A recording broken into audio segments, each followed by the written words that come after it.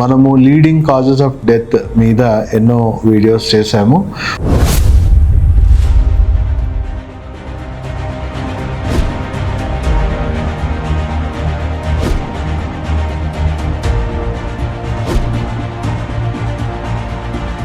ఈరోజు డిస్కస్ చేయబోయే leading cause of death వచ్చేసి బ్రెయిన్ స్ట్రోక్ అండి.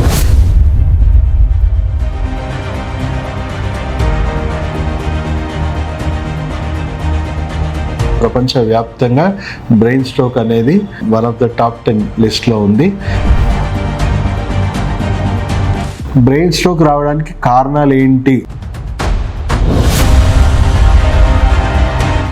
ఆల్కహాల్, స్మోకింగ్, డ్రగ్స్, రకరకాలుగా యాసిడ్స్ నుంచి వచ్చే ఫ్యూమ్స్ ఏవైతే ఉన్నాయో ఇన్ఫ్లమేషన్గా మారి మన హార్ట్, బ్రెయిన్, మన వెన్నుపూస ఎక్కడెక్కడికి అది పాకితే అక్కడక్కడ డ్యామేజ్ అవుతూ ఉంటుంది. సో టైంకి తినడం అనేది చాలా ఇంపార్టెంట్. ఉపవాసాలు చేయడం కూడా తప్పలేదు. అంటే 5 to 10 years నుంచి డ్యామేజ్ అయిన పేషెంట్ వాళ్ళ పనులు వాళ్ళు చేసుకునే పరిస్థితిలో లేని పేషెంట్స్ కూడా మా దగ్గర ఒక 1 to 2 yearsలో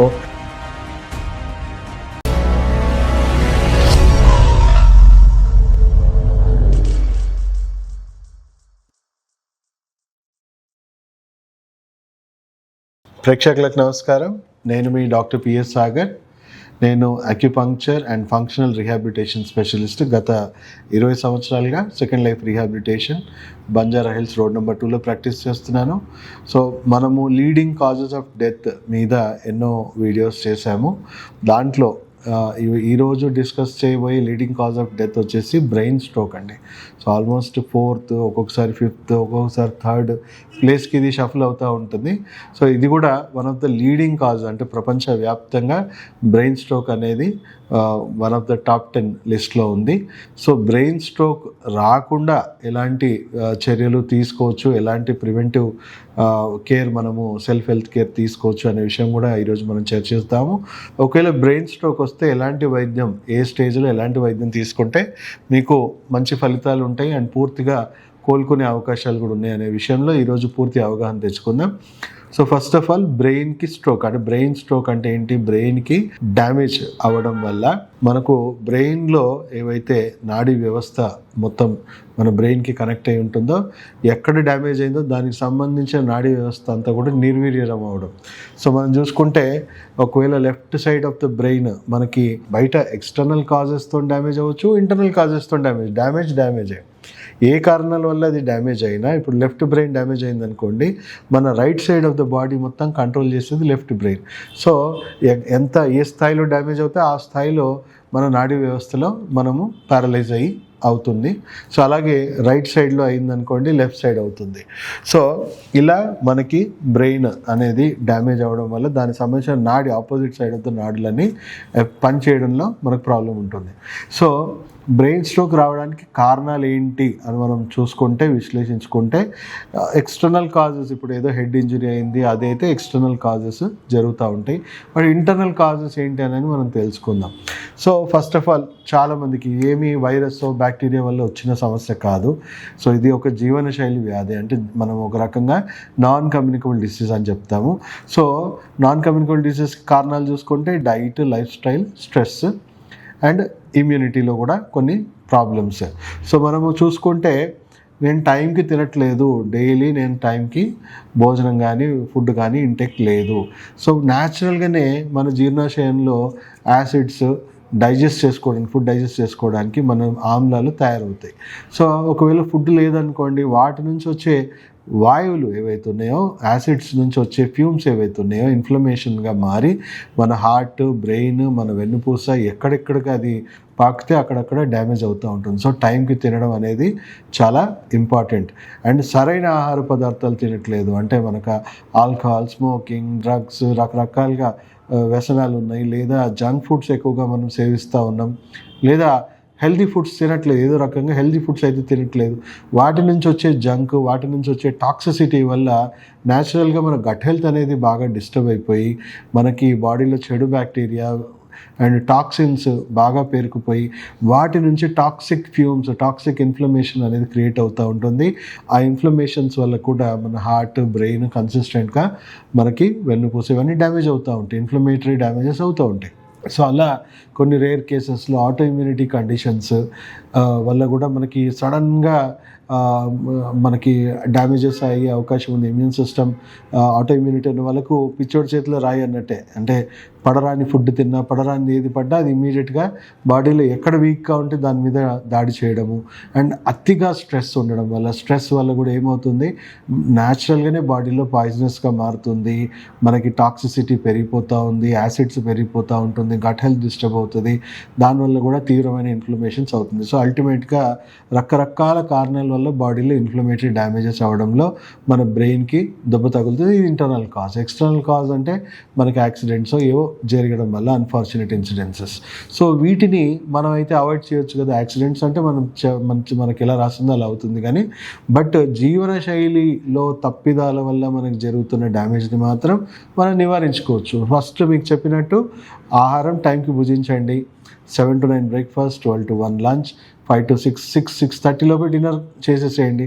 లంచ్కి ముందు, డిన్నర్కి ముందు పచ్చి కూరగాయలు తినండి. అంటే మనం సలాడ్స్, క్యారెట్, కీరా, బీట్రూట్, రకరకాల సలాడ్స్, ఒక బౌల్ ఆఫ్ సలాడ్స్ అట్లీస్ట్ ఒక 100 grams 150 grams తినడం అలవాటు చేసుకోండి.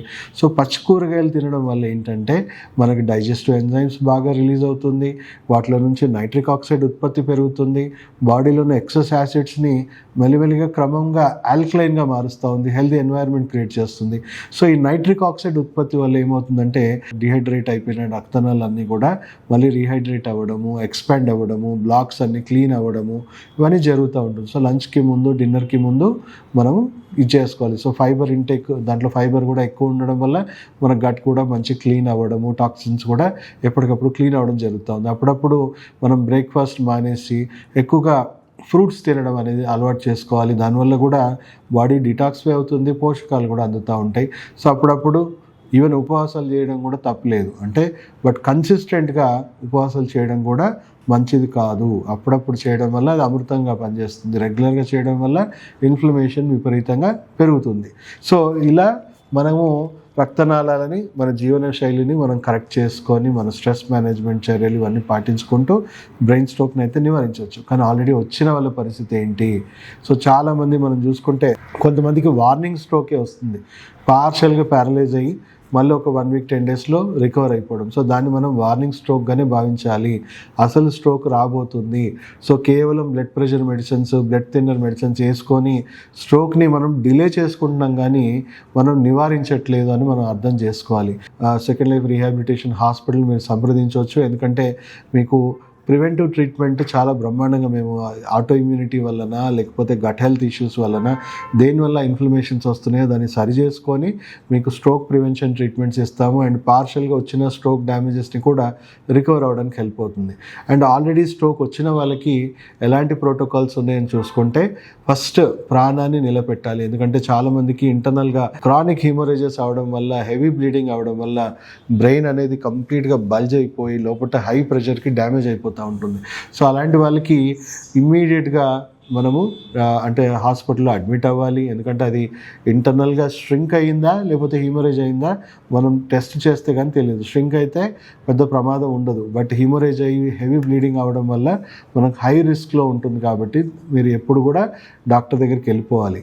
సో అలోపతి వైద్యాన్ని అప్పుడు మనం కంప్లీట్గా తీసుకోవాలి. అలోపతి వైద్యము కనిపెట్టిందే విషంతోనైనా ప్రాణాన్ని కాపాడాల్సిన పరిస్థితి వచ్చినప్పుడే విష ప్రయోగం జరగాలి. ఆరోగ్యం కోసం విష ప్రయోగం చేయకండి. సో డాక్టర్స్ పని ఏంటి? మీ ప్రాణాన్ని నిలబెట్టడం. తర్వాత మీరు 10 days 15 days 20 days హాస్పిటల్లో అడ్మిట్ అయ్యి మీ వైటల్స్ అన్నీ నార్మల్ అయ్యాక వాళ్ళే డాక్టర్సే మీకు చెప్తారు మీరు ఏదైనా రీహాబిలిటేషన్ ట్రీట్మెంట్ తీసుకుంటే మంచిది. సో యూజువల్గా అందరికి తెలిసింది ఏంటి? ఫిజియోథెరపీ చేసేసుకుంటారు. ఎస్, ఫిజియోథెరపీ మంచి వైద్యమే. ఫిజియోథెరపీ చేయడం వల్ల మీకు వచ్చే అడ్వాంటేజ్ ఏంటి అని అంటే, మనము కాలు చెయ్యి ఆడించడానికి కొంచెం భయపడిపోతాం. అంటే దెబ్బతినడం వల్ల పూర్తిగా నిర్వీర్యం అయిపోలే, కొంతవరకు ఇంకా ఉంది, సిగ్నల్స్ ఉన్నాయి, కానీ మనం ఇవి వాడం. మనం ఏం చేస్తాం? ఇప్పుడు ఎగ్జాంపుల్, నాకే స్ట్రోక్ రాలేదు, నా చెయ్యి నేను కదిలించకుండా అలాగే ఉంచేస్తా. 1 week తర్వాత నా చెయ్యి పనిచేస్తుందా? ఒక 1 month 2 months అలాగే వదిలేస్తే బిగుసుకుపోతుంది. అలాగే ఒక 6 months 1 year పూర్తిగా నేను వాడడమే ఆపేస్తే దీన్ని కంట్రోల్ చేసే బ్రెయిన్ సెల్స్ కూడా డీజనరేట్ అయిపోతాయి. సో అందు గురించి పేషెంట్కి ఇమ్మీడియట్గా ఫిజియోథెరపీ అవసరం. ఎందుకంటే ఎంతవరకు మీకు హ్యాండ్ మూమెంట్స్, లెగ్ మూమెంట్స్ ఉన్నాయో అవి రియలైజ్ అవ్వడానికి మీకు కదలికలు అనేవి అవసరం.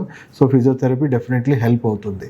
బట్ అన్ని స్టడీస్ ఏం చెప్తున్నాయి అంటే యాక్యుపంక్చర్ ట్రీట్మెంట్ ఒకవేళ మీకు ఎమర్జెన్సీ కేర్లోనే కొంతవరకు స్టార్ట్ అయిపోతాయి. అంటే ఇప్పుడు వేరే దేశాల్లో యాజ్ పర్ WHO గైడ్లైన్స్ ఇది మీకు ఎమర్జెన్సీ కేర్లో కూడా యాక్యుపంక్చర్ ట్రీట్మెంట్ ఇస్తారు.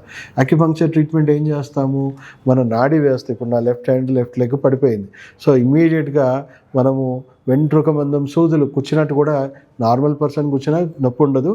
సో ఇంపార్టెంట్ నర్వ్ జంక్షన్స్ ఏవైతే ఉంటాయో వాటిలో మనము పెట్టి ఎలక్ట్రోమాగ్నెటిక్ స్టిమ్యులేషన్స్ ఇవ్వడం వల్ల మెల్లిమెల్లిగా క్లాట్స్ ఉన్న మన బ్రెయిన్కి అండ్ మన నరాలకి, బాడీలో ఉన్న నర్వ్ సిస్టమ్కి కనెక్షన్స్ అయితే మెల్లిమెల్లిగా రీస్టోర్ అయిపోతాయి. అంటే బ్రెయిన్లో డ్యామేజ్ ఉన్నా కానీ ఆ అన్ఇంటరప్టెడ్ ఫ్లో ఆఫ్ ఎనర్జీ అనేది బ్రెయిన్ నుంచి కాలుకి చేతులకి మనం తొందరగా రిస్టోర్ చేసుకోవచ్చు. ఒకవేళ మనం దాంట్లో డిలే అయిపోయింది అనుకోండి, అది పూర్తిగా గడగట్టినట్టు అయిపోయి మనకి, లేకపోతే స్ట్రింక్ అయిపోవడం వల్ల ఆ సెల్స్ మెల్లిమెల్లిగా డీజనరేటివ్ మోడ్లోకి వెళ్ళిపోతాయి. సో దానివల్ల మనం ఇప్పుడు ఎంత స్టిమ్యులేషన్స్ ఇచ్చినా అది మళ్ళీ రీకనెక్ట్ అవ్వదు. సో పేషెంట్కి గోల్డెన్ అవర్స్ అని మనం చెప్పొచ్చు. 1 to 3 months లోపే మనం ఒకవేళ యాక్యుపంక్చర్ ట్రీట్మెంట్ అందించగలిగితే పేషెంట్ బ్రెయిన్లో డ్యామేజెస్ ఉన్నా బ్రెయిన్కి నర్వస్ సిస్టమ్కి ఉన్న కమ్యూనికేషన్ని మనం తొందరగా రిస్టోర్ చేసుకోవడం వల్ల స్టడీస్ ప్రకారం 95% మళ్ళీ మనం కనెక్టివిటీ రిస్టోర్ చేసుకొని 1 to 3 monthsలోనే పేషెంట్ రీహాబిలిటేట్ అయిపోతాడు. అండ్ ఫర్దర్ ట్రీట్మెంట్స్ ఏంటి, బ్రెయిన్లో ఉన్న కాస్త డ్యామేజెస్ కూడా క్లియర్ చేయడం, మళ్ళీ ఇంకో స్ట్రోక్ రాకుండా వాళ్ళ ఆరోగ్యం, వాళ్ళ జీవన శైలిని మళ్ళీ సరి చేసుకోవడం. కానీ చాలామంది లేట్గా మా దగ్గర రావడం జరుగుతుంది. ఎందుకంటే విలువైన సమయం అంతా ఫిజియోథెరపీ మీదనే ఇన్వెస్ట్ చేసేసి ఆ 1 to 3 months బ్రాకెట్లో వాళ్ళు రాకుండా 6 months 1 year 2 years 5 years 10 years దాటాక వస్తారు.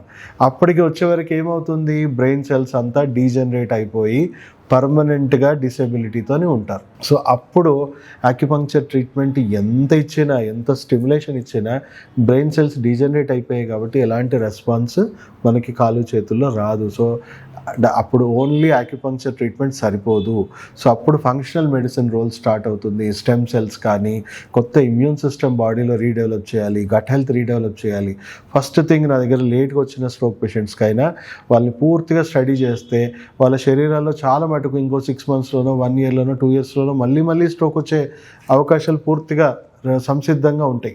సో వాళ్ళకి మేము ఫస్ట్ వాళ్ళ గట్ హెల్త్, వాళ్ళ బాడీలోని ఇమ్యూన్ సిస్టమ్ అన్నీ రీసెట్ చేయడం వల్ల ఇంకో స్ట్రోక్ రాకుండా హెల్ప్ అవుతుంది. అండ్ 6 to 12 months లోపే వాళ్ళు వాడాల్సిన blood pressure medicine, blood thinners కూడా టెంపరీగా స్టెబిలిటీ తెచ్చినవి మెడిసిన్స్ కూడా వాడాల్సిన అవసరం పోతుంది. And stem cells, immunotherapy and pulsated electromagnetic field therapy, laser therapy, acupuncture therapy ఇవన్నీ కూడా రీజనరేటివ్ ట్రీట్మెంట్స్. సో డ్యామేజ్ అయిపోయాక బ్రెయిన్ అన్నిటికంటే స్లోయెస్ట్ రీజనరేషన్ సైకిల్ కాబట్టి మనకు ఒక 1 to 2 years కన్సిస్టెంట్గా ఆన్ అండ్ ఆఫ్ ట్రీట్మెంట్స్ తీసుకుంటూ ఉండాలి. రెగ్యులర్గా కాదు, మేము చెప్తుంటాం ఎప్పుడెప్పుడు ఏ సైకిల్లో మన బాడీలో, బ్రెయిన్లో రెస్పాన్స్ అబిలిటీ రీజనరేషన్ అవుతున్న కొద్దీ చిన్న చిన్న మూమెంట్స్ వాళ్ళు వస్తూ ఉంటాయి, కదలికలు వస్తూ ఉంటాయి. ఆ కదలికలను బట్టి మనము సిగ్నల్స్ని ఎన్హాన్స్ చేయడానికి, సిగ్నల్స్ని బూస్ట్ చేయడానికి మధ్య మధ్యలో మనం యాక్యుపంక్చర్, రకరకాల నేను చెప్పినట్టు రీజనరేటివ్ ట్రీట్మెంట్స్ అన్నీ ఇస్తూ ఉండాలి. దానివల్ల పేషెంట్ స్టడీస్ ప్రకారం చూసుకుంటే లేట్గా స్ట్రోక్ వచ్చిన పేషెంట్స్ కూడా 65 to 90% వరకు మళ్ళీ రీజనరేట్ చేసుకోవచ్చు. సో బోల్డ్ అని వీడియోస్ నాకు ఆల్రెడీ ఉన్నాయి బ్రెయిన్ స్ట్రోక్ మీద. ఎన్నో కేస్ స్టడీస్ కూడా మేము పెట్టడం జరిగింది. అంటే ఫ్రెష్ కేసు 1 to 3 months లోపు వచ్చిన వాళ్ళు హార్డ్లీ 1 to 3 months లోపే రికవర్ అవ్వడం చూస్తాం. 6 to 12 months దాటిపోయి బెడ్ రిడన్ ఉన్న పేషెంట్స్ని కూడా కంప్లీట్గా మళ్ళీ నార్మల్ లైఫ్కి వాళ్ళని 80% 90% రీహాబిలిటేట్ చేయడం. ఆఖరికి 5 to 10 years పేషెంట్ కూడా, 5 to 10 years నుంచి డ్యామేజ్ అయిన పేషెంట్ వాళ్ళ పనులు వాళ్ళు చేసుకునే పరిస్థితుల్లో లేని పేషెంట్స్ కూడా మా దగ్గర ఒక 1 to 2 yearsలో చాలా పేషెంట్స్, ఆల్మోస్ట్ చెప్పాలంటే 80 to 90% పేషెంట్స్లో 65% to 90% రికవరీ అనేది కనబడుతూ ఉంది. సో ఎన్నో కేస్ స్టడీస్ ఉన్నాయి. డాక్టర్ పిఎస్ సాగర్ అని స్ట్రోక్ ట్రీట్మెంట్ అని చెప్పేసి, పెరాలసిస్ ట్రీట్మెంట్ అని చూడండి, చాలా కేస్ స్టడీస్ కనబడతాయి. సో ఇలా మనము నివారణ చర్యలు పాటించడం వల్ల ఎందుకంటే చాలా మటుకు డెత్స్ అయిపోతూ ఉంటాయి brain stroke. So prevention is always better than cure. నేను చెప్పినట్టు డైట్, లైఫ్ స్టైల్ ఇవన్నీ పర్ఫెక్ట్గా పాటించండి, రాకుండా చూసుకోండి. ఒకవేళ మీకు ఆల్రెడీ ఫ్యామిలీ హిస్టరీలో ఉందనుకోండి, ఒకసారి వచ్చి మమ్మల్ని కలవండి, ప్రివెంటివ్గా మనం జాగ్రత్తలు తీసుకుందాం. లేదా ఆల్రెడీ అలవాట్లు ఉన్నాయి, నాకు స్మోకింగ్, ఆల్కహాల్, రకరకాల జంక్ ఫుడ్స్ ఇవన్నీ అలవాట్లు ఉన్నాయి. సో ఒకసారి ప్రివెంటివ్ హెల్త్ చెకప్కి రండి, దాన్ని బట్టి మీ డైట్, లైఫ్ స్టైల్లో కరెక్షన్స్ చెప్తాము. సో వచ్చేదాకా వెయిట్ చేయకుండా రండి. అండ్ ఆల్రెడీ వచ్చిన వాళ్ళకు కూడా ప్రపంచంలో బ్రెయిన్ స్ట్రోక్కి బెస్ట్ ట్రీట్మెంట్ ఏదైనా ఉంది అంటే అది acupuncture, stem cell, functional medicine ట్రీట్మెంట్సే. అద్భుతమైన ఫలితాలు కూడా ఉన్నాయి. సో కేవలం ఫిజియోథెరపీకే పరిమితం అవ్వకుండా ఇంకా చాలా మంచి సైంటిఫిక్గా ప్రూవ్ అయిన పబ్లిష్డ్ ట్రీట్మెంట్స్ ఉన్నాయి. సో ఆ వైద్యాలు కూడా మనం తీసుకోవడం వల్ల మెరుగైన ఫలితాలు వచ్చి మళ్ళీ పూర్తి నార్మల్ స్థాయికి మనం రావచ్చండి. సో దయచేసి ఈ వీడియో ప్రతి ఒక్కరికి అవేర్నెస్ కొరకైనా, ప్రతి ఫ్యామిలీలో ఎవరికో ఒకరికి ఇలా స్ట్రోక్ రాబోతుంది, వచ్చి ఉన్నాయి, వాళ్ళందరికీ ఈ వీడియో షేర్ చేసి ప్రతి ఒక్కరికి కూడా ఈ అవేర్నెస్ కలిగించాలని కోరుకుంటూ సెలవు తీసుకుంటూ మీ డాక్టర్ సాగర్.